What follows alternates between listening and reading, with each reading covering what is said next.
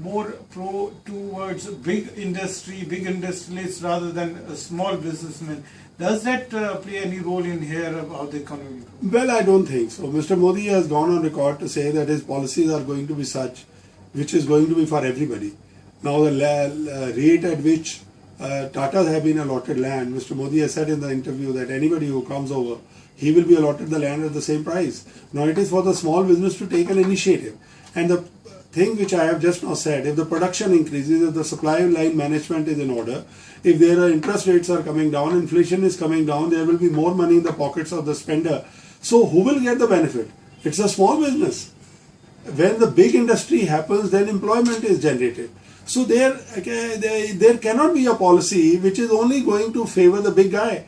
Because after all, big guy, even if he is favored, he is going to create employment. He is going to create goods at a low cost. There will be proper management. He will get proper, when he is paying lower interest, the benefit will be passed to the customer. It's a competitive market. So I think it is a wrong feeling.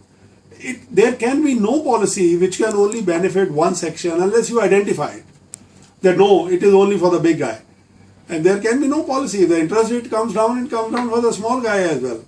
You know, if the power is available, it's available to the small business also.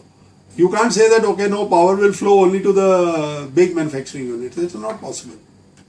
And any other hindrance in power? You said coal, there's oil, there are many international factors. Would Mr. Modi able to convince the international community to? They are already convinced. Look at the money which has come into the market in the last 10 days. I mean, like almost about $1 billion is invested in the last 1 week.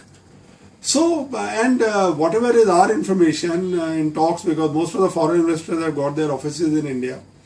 This is in talks with them, that they're just, the money is waiting on the side. Now they are going to come back to India in a very big way. And what India needed was a very strong governance.